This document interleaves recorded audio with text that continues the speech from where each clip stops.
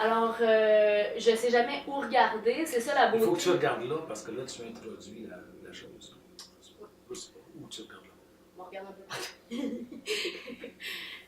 Donc, bonjour, je suis en, je suis en compagnie du docteur Sader, un médecin de famille spécialisé en toxicomanie, qui me fait le plaisir de venir me jaser au podcast Sober Lab.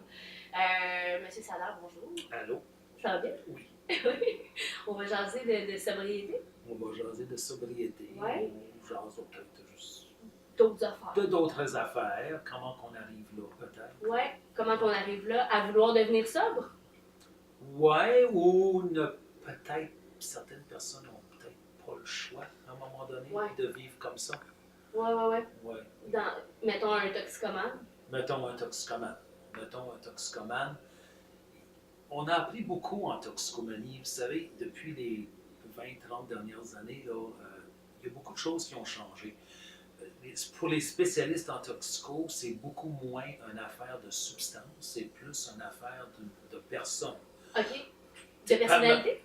Non, de personne. C'est avant même la personnalité. Okay. C'est-à-dire qu'il y a des gens qui, on s'est rendu compte, et on le sait pour plein d'autres choses, mais pour les substances, on n'a pas tendance à penser comme ça. Par exemple, il y a des gens qui aiment le gâteau au chocolat, puis ils aiment bien ça, le gâteau au chocolat, puis il y en a qui n'aiment pas ça, le gâteau au chocolat. Mais le premier, il faut qu'il fasse attention par rapport au gâteau au chocolat, parce qu'il aime trop ça. S'il en mange trop, il va prendre du poids. Ouais. Le deuxième n'a pas besoin d'avoir peur du gâteau au chocolat, parce que lui, pour une raison ou une autre, ses papilles gustatives, son cerveau, il n'aime pas ça tant que ça. Lui, il aime plus les chips barbecue. OK. Mettons. OK? Fait que on n'est pas tous pareils devant les mêmes comportements puis devant les mêmes substances. Okay, ouais. Il semblerait qu'il y a des gens qui sont nés, et c'est fascinant, ça change beaucoup de choses, qui seraient nés avec une génétique qui fait qu'ils sont relativement malentendants pour le plaisir. Donc, pas malentendants pour le son, mais malentendants pour le plaisir. Fait que si tu es malentendant pour le son, qu'est-ce que tu fais? Ben, tu augmentes le volume sur ta TV. Tu mets un appareil? Tu mets un appareil, tu amplifies le son. Pour que quand ça arrive l'autre bord, tu m'entends pareil comme les autres. Donc, le résultat au bout est pareil. OK. Bon. Fait que ce qu'on a compris, c'est qu'il y a la dopamine dans le cerveau, elle est relâchée à la suite d'une stimulation. Elle voyage dans le synapse entre deux neurones. Elle se colle avec des récepteurs post-synaptiques. Donc, dans le deuxième neurone, il y a des récepteurs pour capter la dopamine. C'est comme ça que la transmission du plaisir passe. OK. Sauf, il y a des gens qui sont nés, génétiques, héréditaires, les récepteurs pour attraper la dopamine ne marchent pas bien. OK. Fait que ces gens-là, depuis qu'ils ont 2 ans, 3 ans, 4 ans, tu les amènes chez Dairy Queen, tu leur donnes une crème glacée moyenne à la vanille, trempée au chocolat, tout le monde est content, mais eux autres, ils trouvent que c'est pas bon. Tu leur donnes des cadeaux de Noël, normal, c'est plate. Il faut que ce soit gros, il faut qu'il y ait 3 boucles. Il faut que ça flash. Il faut que ça flash. Il faut, pour eux autres, c'est naturel, parce que si c'est pas hyper stimulant, c'est comme pas stimulant du tout. OK. OK? Ce serait des... C'est eux qui ont des... C'est des personnes qui auraient une tendance à devenir toxicomanes ou à l'être de nature.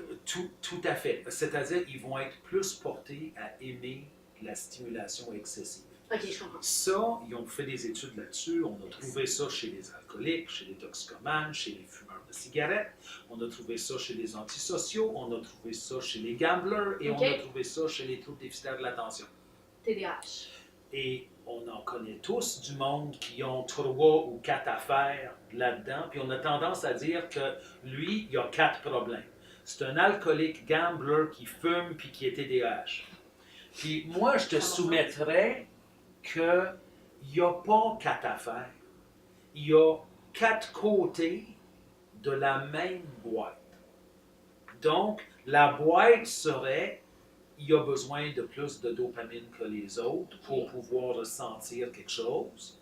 Et il peut aller le chercher avec le côté alcool, le côté cigarette, le côté TDA traité, donc Concerta Ritalin, ou des comportements antisociaux où est-ce qu'il se hyper stimule parce qu'il a peur de se faire attraper, ou avec le casino. Et dans sa vie, il va changer souvent la face qu'il va montrer à la vie ou les faces qu'il va montrer à la vie selon où est-ce qu'il est rendu dans sa vie. Donc, mettons que, tu sais, à 5 ans, il joue au hockey, c'est l'enfant qui va brailler parce qu'il a compté 2 buts, parce qu'il n'a pas eu son tour de chapeau. Ça va lui prendre des patins à 800$ il y a 5 ans. Quand il a 14 ans, il faut qu'il sorte avec la fille la plus belle de l'école parce que la deuxième est moche. Parce qu'il est comme ça. À 8 ans, on va dire peut-être qu'il a TDAH, on va lui donner des médicaments. À 15 ans, il arrête ses médicaments parce qu'il a commencé à soigner son TDAH avec la cigarette à la place. Ou avec l'alcool, ou avec la coke.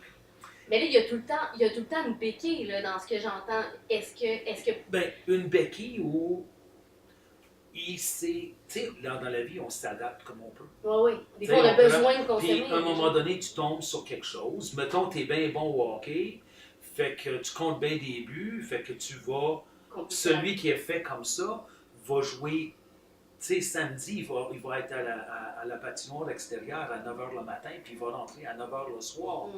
Tandis que la personne qui n'est pas faite comme ça va avoir beaucoup plus de capacité ou de facilité où ça va lui venir plus naturellement de jouer 3 heures au hockey ou au parc. Puis ensuite, il va rentrer à la maison, il va faire d'autres choses. Il va être raisonnable. OK? C'est un peu, ouais, mais raisonnable. Fait que ceux qui sont de nature facile à combler, ils ont tendance à penser que tout le monde est comme ça. Et ceux qui ont une nature où est-ce qu'il faut que ce soit over, l'excès, eux autres, ils pensent que tout le monde est comme ça. Fait qu'il y a un discours de sourd à un moment donné qui s'installe.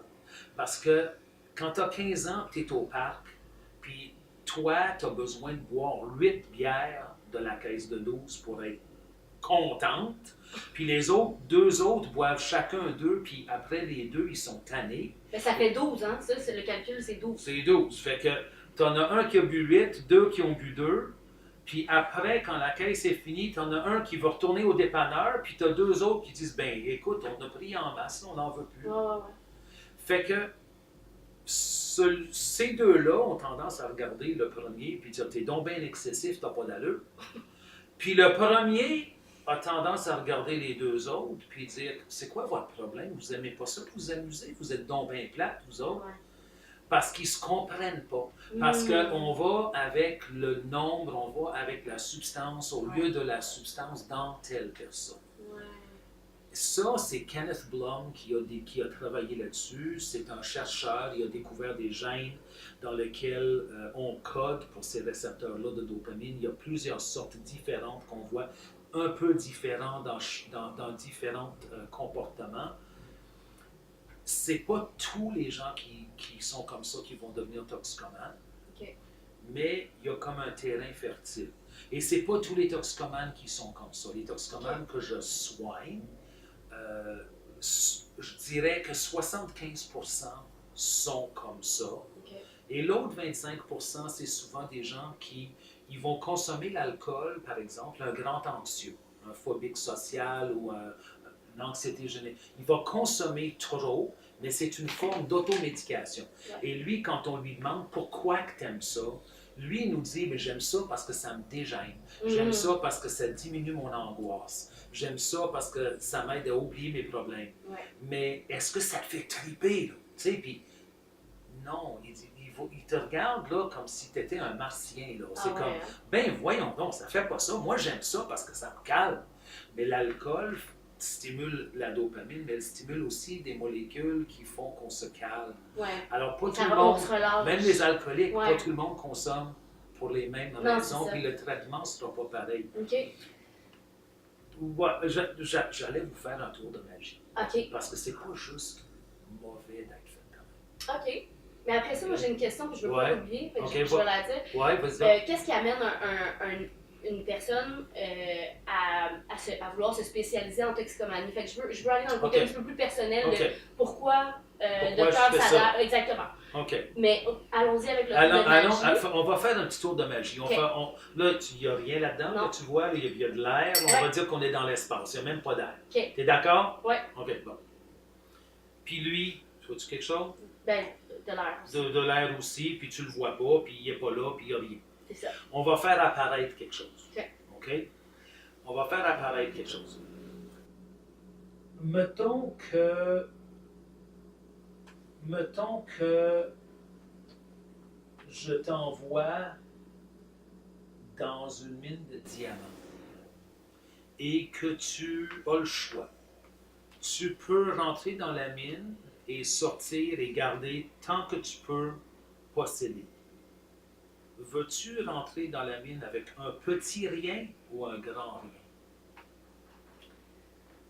Tout ce que tu ramasses, tu peux le garder. Veux-tu rentrer avec un petit rien ou un grand rien? C'est sûr que je veux rentrer avec un grand rien. OK, fait que ça, c'est pas rien, ça. Ben non, ça contient. Ça contient. Ça peut contenir. Ouais, ça, il y a un nom pour ça. Un contenant? C'est une unité avec une porte qui est open. Ouais. C'est une porte unité.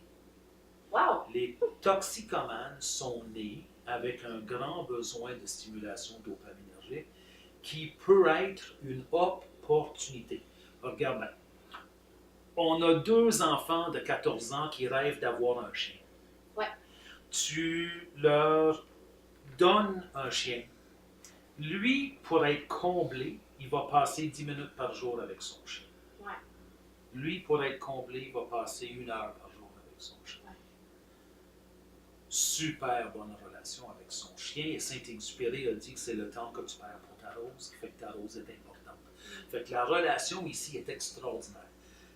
Les animaux de compagnie nous apprennent des leçons bien importantes. Okay? Et une des leçons qu'ils nous apprennent, c'est qu'ils meurent avant nous autres. En général, ils nous apprennent à faire des deuils.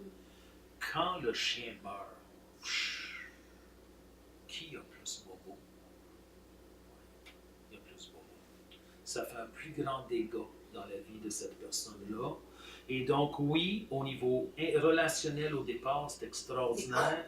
Mais quand ça va mal, Moses, ça va mal. Ouais.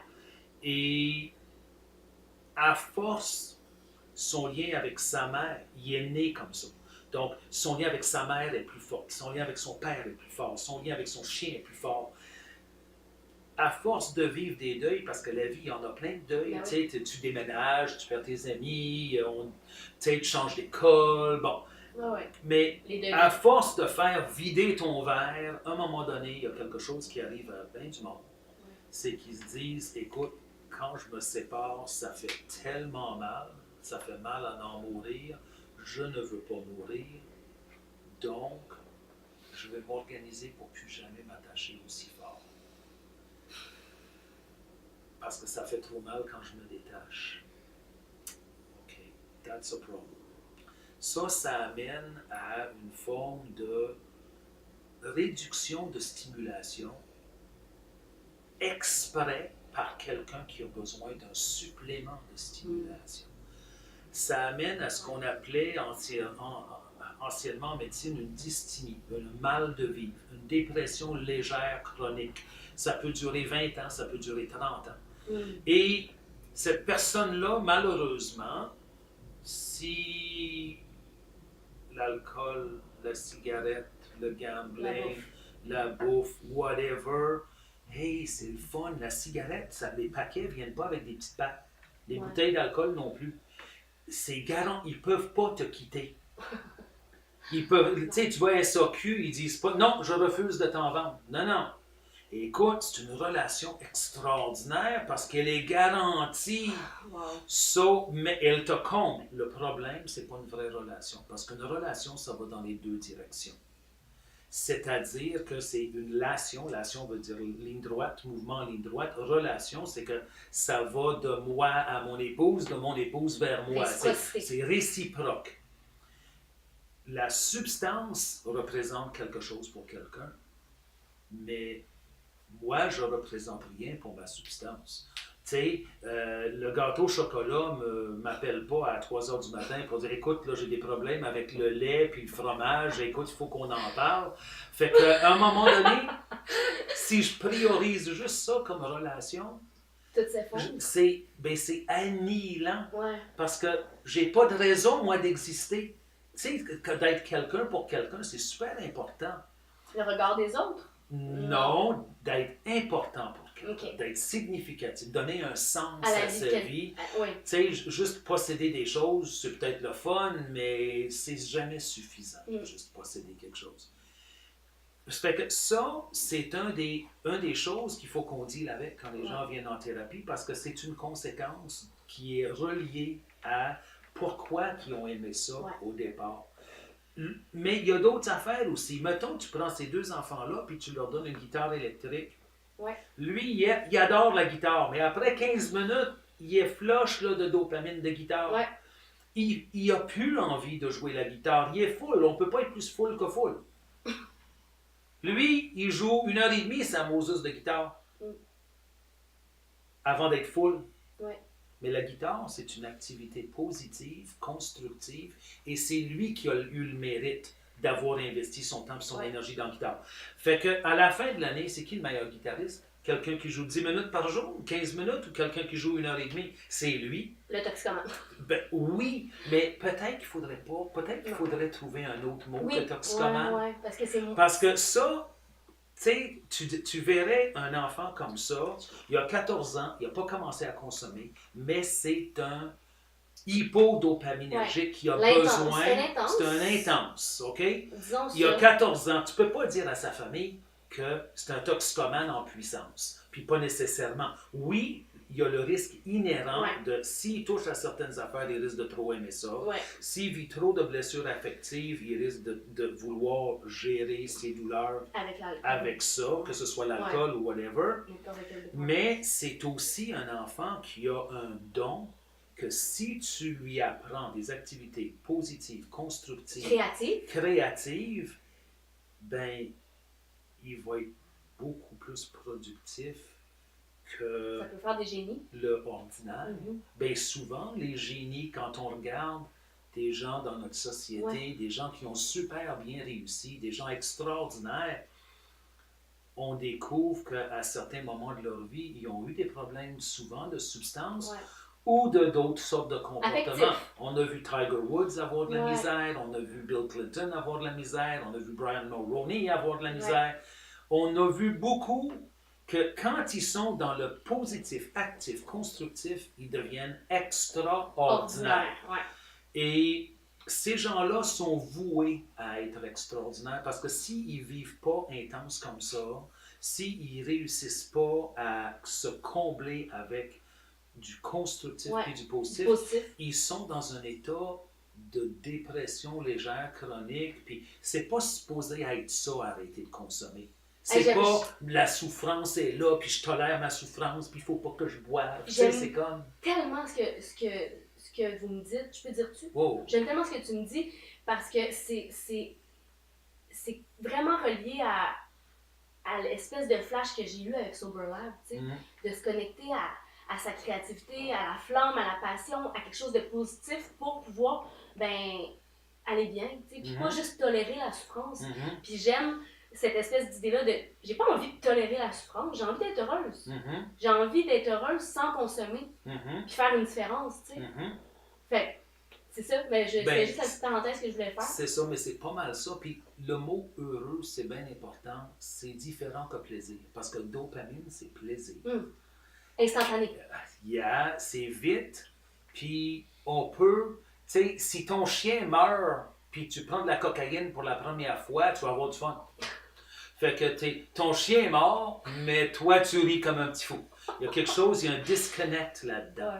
C'est pas drôle, mais c'est drôle. Il y a des enfants qui sont nés avec des tempéraments. Le tempérament vient avant la personnalité. Il y a des enfants qui ont 3 ans et c'est des enfants joyeux. Et il y a des enfants qui, à 3 ans, leur nature, c'est morose. Des gens, c'est comme ça. C'est pas leur faute. Ils sont faits comme ça va donner d'autres choses, c'est correct, puis ça donne pas seulement des mauvaises affaires. Mais le bonheur, ça s'apprend. Ouais. Oh, ouais.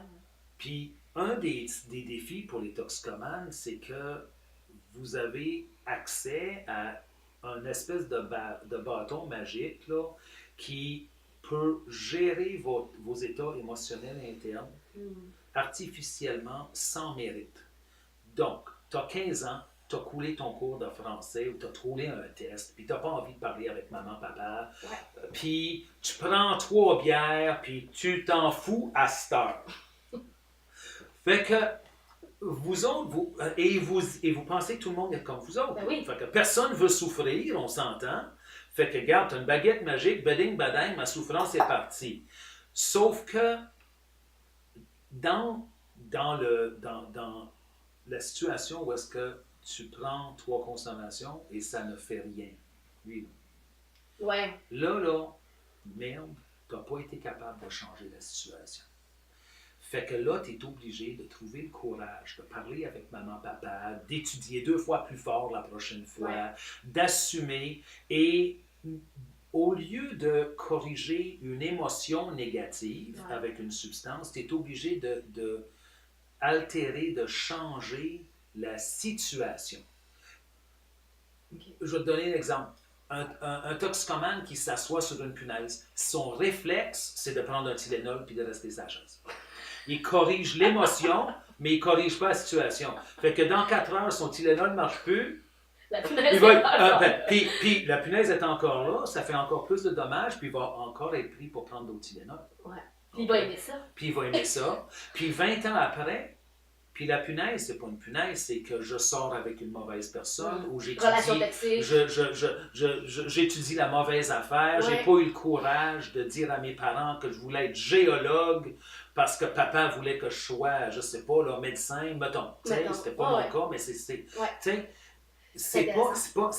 on peut tolérer beaucoup de choses trop longtemps qu'on n'est pas supposé parce qu'on gère l'émotion au lieu de gérer la situation.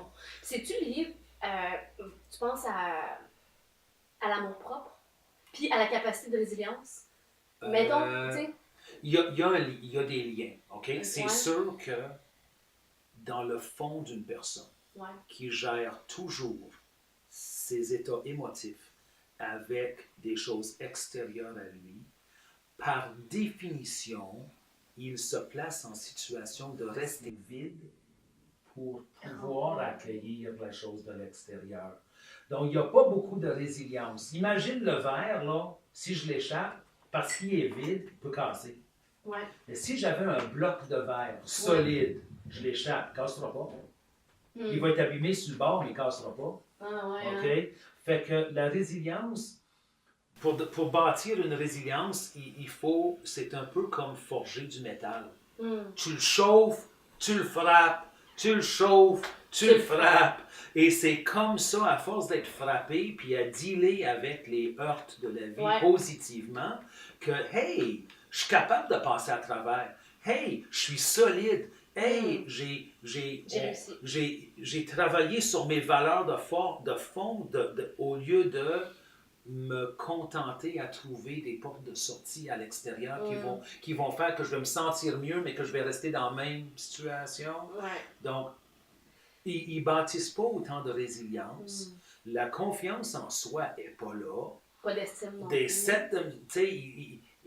L'estime de soi est minuscule parce que pour moi, l'estime de soi, c'est un estimé de la valeur, des valeurs qui constituent notre soi. Donc, mettons, j'ai été courageux, donc on conjugue avoir et être, j'ai été. À un moment donné, après, je sais pas, 20 fois, 30 fois, 50 fois, petite peur, grosse peur, moyenne peur, à un moment donné, j'arrive et je dis, sais-tu, je suis courageux. Là, ça me définit. Ça m'empêche de finir. Ça me définit. Fait que ça, c'est comme si j'avais mis un diamant là-dedans. Puis, qu'est-ce qui est important par rapport à mon moi, là? Le verre ou le diamant? Le diamant est plus important. Définitivement. OK? Donc, à force, à un moment donné, on se rend compte qu'on est un espèce de contenant pour contenir les diamants des valeurs. Je suis calme, je suis courageux, je suis généreux, je suis respectueux, je suis compassionné, je suis loyal, je suis fidèle, je suis honnête, je suis généreux, je suis paisible, je suis bon, je suis humain, je suis humble, je suis aimant. Ça, c'est tout des je suis, c'est pas des j'ai. Le toxicomane, par le fait d'avoir été fait comme ça, son réflexe, son regard est souvent tourné à mon Dieu, mon intérieur, il ne file pas. Qu'est-ce que je peux trouver dans l'extérieur pour corriger mon intérieur? Mais il vit toujours selon son extérieur. Et tant et aussi longtemps qu'il va continuer à être capable de se combler parce que malheureusement pour lui, le cerveau, il y a un enzyme dans le cerveau qui s'appelle la monoamine oxydase. OK, je m'en rappelle pas de même. OK? La dopamine, c'est une monoamine. Ce que ça fait la monoamine oxydase, c'est que ça digère la dopamine. Fait que t'as bien beau mettre une Porsche, une Rolex, un gros condo, une blonde de 43 ans plus jeune que toi. It doesn't matter. Le petit trou ici, là, ça va toujours se faire métaboliser et ça va toujours finir. Tu es toujours après courir, après c'est quoi la prochaine affaire que je peux mettre. Mais si tu mets de la vite, la monoamine oxydase ne change pas. Il reste là. Tu t'es défini comme ça. C'est qui tu deviens. Et vu comme ça, la toxicomanie ou les gens qui sont faits comme ça, à un moment donné, souvent, ils se rendent compte, souvent ça prend 20 ans, mais ça dépend de la substance, ils découvrent que ça ne marche pas leur système. Que j'ai vécu à crédit pendant tout ce temps-là, puis là, sais-tu, il va falloir que je mette autre chose en dedans de moi. Et ces gens-là deviennent des gens souvent extraordinaires en termes de valeurs humaines, universelles probablement aussi. Tu sais, pour moi, Mère Teresa, là, tout le monde la voit comme « wow, extraordinaire ». Moi, je me demande si Mère Teresa n'aurait pas été une toxicomane si elle avait été ici. C'est quelqu'un qui a tout donné, son énergie, son corps, son argent, forever, aux autres de façon assez extrême, assez excessive. Ici, mais elle était dans l'être excessif. Mais ici, si elle avait fumé un joint à 15 ans, peut-être qu'elle aurait trop aimé ça, puis on n'aurait pas eu de Mère Teresa. Tu sais, fait qu'elle aurait eu une autre piste de vie. Peut-être. OK? Je me pose la question. On ne sait pas. Mais ça, c'est un cadeau d'être fait de même, mais en même temps, ça peut être un gros problème. À force de vivre comme ça, en consommant, on finit souvent par trouver je ne peux plus vivre comme ça, il faut que je vive. On devient fatigué. On devient fatigué, c'est épuisant. Puis c'est pas le fun de toujours en train de courir après ta queue tout le temps. Tu sais, parce que tu peux bien dire, OK, il arrête la coke, mais mettons qu'il va chercher dans quelque chose de positif. Mettons qu'il se met à faire des marathons, puis des triathlons, des Ironman, puis ah ouais, let's go. Ouais. Mais il va devenir obsessif-compulsif de ça. Il va en faire des tonnes. Alors, au niveau santé physique, il va être très bien. Parle avec sa femme, par exemple. Je suis veuve de ses triathlons. On ne se voit plus, on ne parle plus. Son triathlon, c'est comme une blonde. Moi, je me sens complètement délaissé. La relation n'est pas là. Il est en relation avec ses running shoes, puis ses shorts, puis mon tremblant. Puis, à un moment donné, même quelque chose de positif peut devenir une toxicomanie avec des répercussions négatives sur les autres relations qu'une personne doit avoir. Tu sais, c'est pas normal. C'est l'équilibre, finalement. À un moment donné, oui, il y a un équilibre. Puis, l'équilibre pour cette personne-là et celle-là, elle n'est pas nécessairement pareille. Si on va imaginer quelque chose. On va imaginer que j'ai une trombone sur le bout du doigt. Okay, je la vois, il est tout petit. Oui. Il est en équilibre. Là, je vais prendre une règle de 12 pouces, une règle extrême, très longue. Je la mets sur mon doigt, je la tiens en équilibre. Être excessif. Je marche dessus. Être excessif, n'empêche pas d'être en équilibre. Hmm. Il faut être excessif dans les deux directions. Il ne faut pas juste être dans une direction. Ouais. Donc, ces gens-là, il ne faut surtout pas qu'ils mettent tous leurs œufs dans le même panier. Parce que, mettons, c'est son travail. Il met tous les œufs dans le travail. OK, il travaille, son boss l'adore. C'est un toxicomane pareil. Il perd sa job, qu'est-ce qui arrive? Il crash. Il crash. Il crash. Même si c'était dans du positif. Il faut qu'il Ouais. fasse plus dans plusieurs. Ça fait des meilleurs chums, des meilleurs papas, des meilleurs coachs, des meilleurs travailleurs, un meilleur joueur de guitare. Mais il y a plusieurs choses. Puis il casse sa main, il ne peut pas jouer sa guitare, mais il peut coacher un peu plus. Tu sais, il peut s'ajuster. Plusieurs cordes à son arc, donc il n'est pas dépourvu. Exact. Puis, OK, mais cette discussion-là amène à parler de sobriété, justement. En ce sens où l'on parle. La personne qui est ici, qui est un, je ne veux pas dire normal, parce que le mot normal, c'est l'affaire que je déteste le plus au monde, mais disons est-ce que cette personne-là est nécessairement plus équilibrée d'avance? C'est peut-être plus facile pour elle. C'est plus facile pour elle. Moi, qui est ça, je ne suis pas tombée dans le bol d'équilibre, mais je peux le devenir. Oui. Puis être dans la consommation, tu sais, si on veut parler de sobriété, être dans la consommation, c'est pas bien le fun. Non. Parce qu'il y a une obligation. Il faut que j'aille là. C'est comme sauter avec un parachute. Sauterais-tu, toi, en parachute si on te donnait juste un parachute? Probablement pas. Pas si t'es bright. OK? Même les professionnels, ils sautent avec 2 parachutes. Puis le deuxième parachute, il est garanti d'ouvrir. Si tu sautais avec 2 parachutes, dont une était garantie d'ouvrir, tu te sentirais pas mal plus serein. Ben oui. Tu serais pas mal plus calme. Écoute, ça marche pas. Si je l'ai mal plié, ben garde, je vais être correct pareil parce que l'autre va s'ouvrir. Donc, il y a plus de sérénité quand on a d'autres choses. Il y a une chose avec les valeurs que c'est bien important. Les valeurs dépendent jamais du résultat. Okay. La toxicomanie puis la vie de avoir dépend des résultats. Je te donne 5000 $, tu me donnes une Rolex.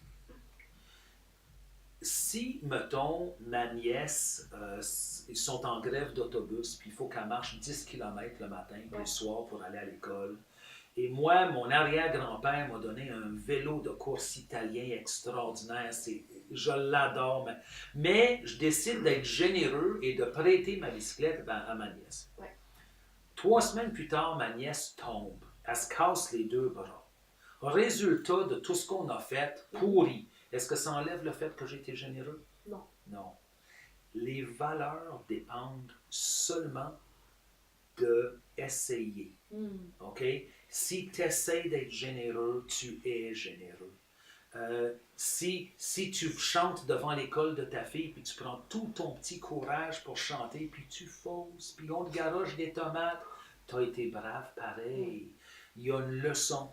C'est pas être dépend jamais du résultat. Quand on dit c'est le voyage, pas la destination, tandis qu'avoir, ça dépend de la destination. Ben oui. OK? Et je t'ai donné 5000 $, tu ne m'as pas donné ma montre, je ne suis pas content.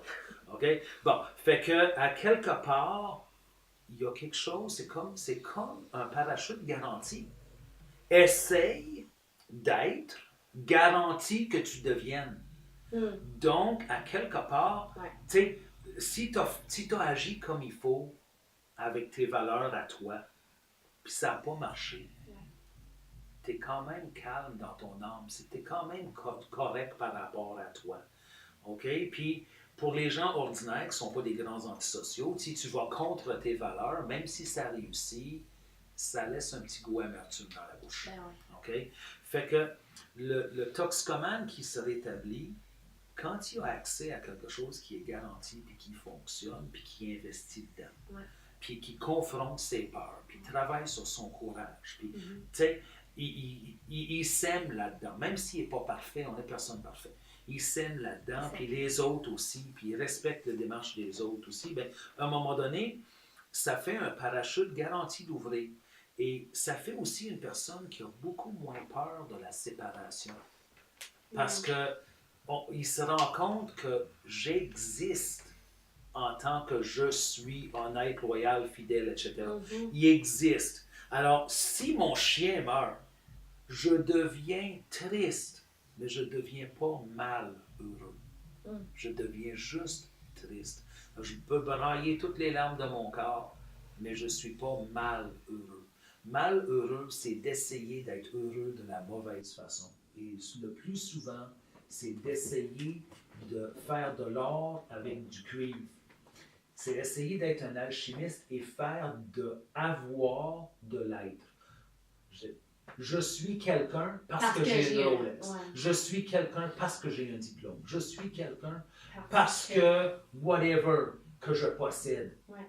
Ça, c'est essayer de faire de l'alchimie entre avoir et être, et ça ne marche pas. OK? Et alors, une personne, une fois qu'elle est solide, elle a moins peur. Rappelez-vous, là, quand ça fait ça, trop souvent, ça fait bobo. Mais si tu réussis à faire que ce soit super solide, ouais. Quand tu es plein de diamants, je m'en fous du verre, on peut le perdre, il peut mourir. Mère Teresa est morte, ça fait 20 ans presque. Elle continue de faire des bonnes œuvres indirectement par les gens qui sont inspirés par son exemple. Donc, le monde dans lequel on vit, le monde réel, à quelque part, change, même si ça fait 20 ans qu'elle est décédée. OK? Donc, à quelque part, et de façon existentielle, on pourrait dire qu'elle est un peu vivante encore. OK? On est de retour pour vrai après la pause. J'ai vidé les cartes, j'ai vidé les verres et je me suis remplie d'amour. Blague à part, j'avais posé une première partie de questions tantôt, ça fait déjà une bonne demi-heure. Qu'est-ce qui amène un monsieur Sader à vouloir devenir spécialiste en toxicomanie? Est-ce que c'est une expérience personnelle? Ah, c'est sûr. Ouais. Écoute, parmi les médecins qui travaillent en toxicomanie, il y a un bon nombre qu'eux ont eu des problèmes de toxicomanie, si tu veux, puis c'est comme ça qu'ils étaient médecins en premier, puis ensuite ils ont découvert des problèmes. Moi, c'est pas mon cas. Moi, j'ai un parcours pas mal différent. Sans aller dans tous les détails, lorsque j'étais très jeune, très jeune, j'ai vécu énormément de séparation, d'abandon et de deuil de façon répétée, jusqu'à l'âge d'à peu près 7 ans où est-ce que j'ai dit dans mon cœur, ça suffit. Je m'attache plus comme avant. Okay. Parce que ça faisait trop mal, j'avais l'impression. Puis c'était pas des vrais abandons, c'était des abandons physiques, si on veut, mais dans le fond, c'était pour me protéger, mais ça, j'ai compris ça seulement bien des années plus tard. Fait que moi, j'ai développé une espèce de carapace de protection, puis je me laissais pas trop aimer les gens, puis quand je venais trop proche des gens, ou bien je fuyais, ou bien je sabotais, ou bien je m'organisais pour qu'ils me rejettent, parce que c'était plus facile de même. Ouais. Puis, à l'âge de 9 ans, on est parti de Ville-la-Salle, à Montréal, puis on est allé vivre dans le Grand Nord. On est allé vivre dans un petit village de roulotte qui s'appelait Mikowa, qui était à peu près à 70 000 de Bécomo, dans le bois directement. Paradis terrestre en passant pour un petit gars de la ville, puis du béton, là, c'était beau. Puis là, j'étais spécial, parce que on était seulement la deuxième famille anglophone sur place. Et j'étais beaucoup aimé puis apprécié. Puis pour le petit gars hyper gêné, hyper anxieux que j'étais, c'était wow, ça c'est le fun.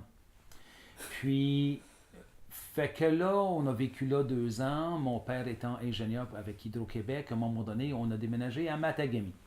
Donc, un peu comme dans la chanson de Richard Huet, là, de la Manic à la Baie James, on est allé à la Baie James. On est resté là à peu près 2 ans. C'était moins extraordinaire que Mikowa, mais c'était quand même quelque chose. Pour, à l'âge de presque 13 ans, le début du secondaire, arriver en banlieue de Montréal, à Saint-Lambert, où est-ce que les enfants se connaissent tous, pas depuis qu'ils ont 2 ans, depuis qu'ils ont 2 mois. C'est simple, ils ont joué dans le parc ensemble depuis qu'ils étaient tout petits. Puis, écoute, l'adolescence n'a pas été très gentille avec moi. J'avais une dent cassée, des lunettes fond de bouteille de coke, j'avais les cheveux peignés sur le côté parce que ma mère était convaincue qu'ils deviendraient droits un jour si je continuais de les peigner. J'étais, tu sais, trop ci, trop ça, pas assez ci, pas assez ça, pas bien beau comme image. Non, c'était l'enfer. Et j'ai eu beaucoup, beaucoup, beaucoup de difficultés de rentrer dans la gang ou les gangs, parce que j'ai fait toutes sortes de choses. Moi, j'étais un pas mal bon joueur de tennis, mais tu sais, à ce moment-là, milieu des années 70, si tu n'étais pas un joueur de hockey ou un joueur de football, tennis puis soccer, là, regarde, là, c'était pas sérieux, là. Fait que même si j'étais pas mal bon, ben ça comptait pour rien. Les bolés, ça marchait pas. Les délinquants, ça marchait pas. Les drogués, ben moi, la dope, ça marche pas. J'ai pas de mérite, ça marche pas. Fait que les sportifs, j'ai commencé à jouer au hockey vraiment régulièrement à 14 ans, là, tu sais. Fait que, regarde, je patine comme John Ferguson, là. Il savait pas patiner. J'ai pas la référence, non, mais... t'es trop jeune. Il patinait comme ça. Anyway, je patine comme ça, je patine encore comme ça. Fait que, regarde, c'était de même. J'aurais tant voulu faire partie du groupe, puis j'ai pas réussi. Ça m'a forcé à l'extérieur avec quelques très bons amis, aussi des gens qui avaient été forcés à l'extérieur. Pour un moment donné, vers l'âge de 15 ans, je suis vraiment devenu très dépressif. Dépressif, suicidaire. Puis je n'ai pas fait de geste suicidaire finalement parce que j'ai réalisé durant le processus de sortir toutes les Moses de pilules de la pharmacie que j'allais faire mal à ma mère, mon père, mes frères, mes bons amis, puis ceux que je voulais blesser dans ce geste-là, parce qu'il y avait de la violence contre eux autres, mais par moi-même. J'ai réalisé que, regarde, moi je vais être mort, puis ça en fout pareil. Fait que là, j'ai dit, garde, sais-tu, non. Don't get mad, get even. Et c'est à ce moment-là que j'étais toujours bon à l'école, là, mais là, j'avais commencé à trouver comme une mission. Je vais leur montrer que je vaux quelque chose. Même si je suis laide pour mourir. Fait que, c'est ça. Fait que j'ai commencé à être plus sérieux, plus assidu dans mes affaires. Le cégep était plus facile, les gens ont été gentils. Je suis rentré à McGill en génétique humaine puis en psycho. Et durant mon dernière année à McGill, j'avais le choix entre faire un travail d'études indépendantes sur la sérotonine, donc les antidépresseurs qui commençaient à ce moment-là, ou de faire un projet clinique avec la génétique de l'alcoolisme. J'ai choisi de faire ça et bon, il y avait des médecins au Allen Memorial à McGill, au Douglas, et un de ces médecins-là, c'était Dr. Maurice Dongier, un psychiatre qui émérite, extraordinaire, et on ramassait les gens, puis on les questionnait. Puis à un moment donné, il dit, John, écoute, on a un problème. On ramasse des gens qui viennent pour nous parler de l'arbre généalogique à partir d'eux autres parce que maman, papa, mon oncle sont alcooliques et on est en train de découvrir avec ces gens-là qui sont alcooliques eux-mêmes. Et là, on n'a pas d'argent pour faire de la thérapie. On n'a pas d'argent. Fait que il m'a dit, ce que je veux que tu fasses, là, je veux que tu ailles aux alcooliques anonymes. Attends un peu, là, je ne suis pas alcoolique, là, je ne suis pas un espion. Là. Il n'y a pas de problème, là, ils ont des groupes ouverts, tu as le droit d'y aller. Il était drôle, Dr. Dongier. Il a dit, écoute, je veux que tu fasses entre 5 et 7 meetings. Puis là, il a ri 5 à 7. Fait que ça m'a pris, sérieux, là, ça m'a pris au moins un mois avant de trouver le courage d'aller dans un meeting AA. Et lui, il me dit, écoute, je veux que tu décides. C'est-tu une secte? C'est-tu du brainwashing? C'est-tu une religion? Est-ce que ça peut aider nos patients? Est-ce que c'est correct ou est-ce que c'est pas correct? Pour Dr. Dongier, c'était bien important pour moi, comme petit bonhomme de 21 ans, que je fasse ma propre idée. Fait que j'y vais, je suis accueilli à la porte du Erskine American Church, qui est la grande église qui est à côté, qui est intégrée maintenant dans le Musée des Beaux-Arts à Montréal, au coin Crescent puis Sherbrooke. Il y avait à peu près 200 personnes dans ce meeting-là. C'était un énorme meeting. Puis, j'arrive là, puis ils ont un accueil. Il y avait un bonhomme qui s'appelait Michel avec ses 2 acolytes. Puis j'arrive là, ils ont remarqué que j'étais nouveau. Salut, mon nom est Michel, je suis un alcoolique. Puis moi, j'ai répondu, écoute, bonjour, mon nom est John, puis je suis un être humain. Là, il m'a regardé, il dit, toi, là, qu'est-ce que tu fais ici? Puis là, j'ai raconté mon histoire. McGill, Dr. Dongier, le Douglas, le Allen Memorial, le projet de recherche, puis tout. Puis lui, puis ses 2 chums, là, ils se sont regardés de même. Puis c'était écrit en néon dans le front, là, cette menterie-là, on l'a jamais entendu avant. Parce qu'il y a du monde qui va au meeting en disant « Je suis là pour mon frère, je suis là pour ma soeur. » C'est pas moi. C'est pas moi, je viens juste pour voir, tu sais, ouais, c'est ça. Fait que ils ont décidé à ce moment-là que j'étais un âme perdue qui n'osait pas leur avouer toute la vérité et qui allait me sauver la vie. Mais moi, j'avais mon mal de vivre avec moi. J'avais mon mal de vivre que je faisais confiance à personne. Que les gens qui étaient bien, je les fuyais. Que j'étais convaincu que j'avais un monopole sur la souffrance. Que les autres personnes ne pouvaient pas comprendre ce que je vivais. Et moi, ça, j'emmenais ça au meeting. C'était dans le trame de fond. Là. Moi, écoute, à tous les 2 semaines, j'avais des idées de mourir, moi, depuis que j'avais à peu près 15-16 ans. T'sais, mais je voulais pas, mais c'était là présent. tout le temps. Mais j'étais, dans le fond, mon interprétation aujourd'hui, c'est que je vivais comme un zombie. Puis quand tu tues un zombie, tu donnes naissance à un être humain. C'est-à-dire que mon système était vraiment pas heureux. Je ne vivais pas. Tu me donnais un compliment, c'était non. Tu me donnais un cadeau, c'était non. Je ne savais jamais qu'est-ce que je voulais comme cadeau. C'était toujours non, non, non, non, non, non, non. Venez pas trop proche, je ne veux pas m'approcher. OK? Parce que je ne veux pas vivre de détachement. Fait que tu me donnais des fleurs, je les mettais aux poubelles pour pas être déçu quand ils vont être fanés. Tu peux pas vivre comme ça. J'étais en mode survie. La vie était ici, là. Moi, je survolais la vie comme le vilain petit canard survolait le lac. J'osais pas atterrir, j'avais trop peur des cygnes. Tu comprends-tu? Les cygnes blancs. Oui, les cygnes blancs. Fait que ce qui s'est passé finalement, c'est que ces gens-là se sont mis à 10 contre moi, 8 contre moi. À t'aimer. 5 contre... Non, à me convaincre d'avouer que j'ai un problème d'alcool, puis que j'ai besoin d'aide, puis arrête de faire semblant tes histoires de McGill, là. Bon. Fait que... Mais j'allais au meeting, là. Puis j'écoutais les partages. Puis il y avait dans le monopole de la souffrance, dans le mal de vivre, on avait des atomes crochus. Les causes, tous les 2, on avait une crevaison pour des raisons différentes. Moi, j'avais une valve qui fuyait, puis eux autres, il y avait un canif dans le côté. Mais on est tous les 2, on avait un flap.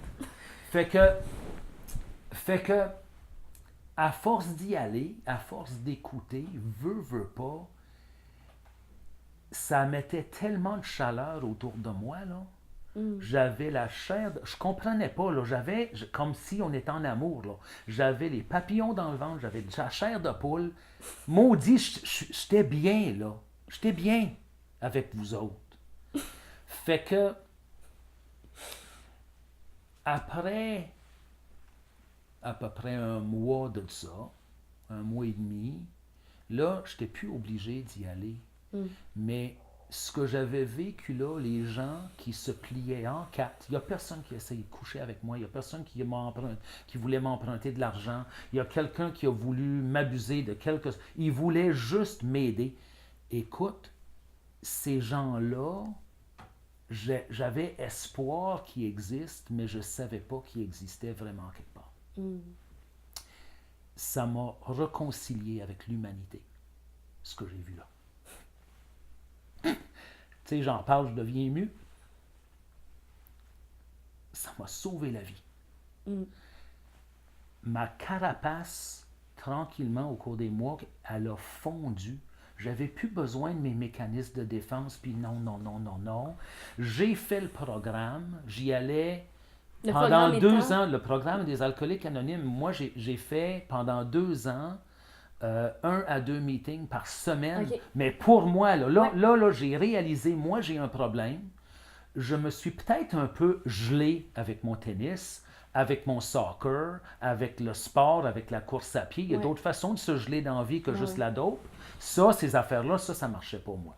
Fait que, puis j'avais mon mal de vivre, puis je faisais confiance à personne, puis John, t'as des bébites. Fait que j'ai commencé à appliquer ce qui se passe avec les alcooliques OK. anonymes à moi. Mm. OK? Prendre un inventaire par rapport à moi, travailler mes valeurs.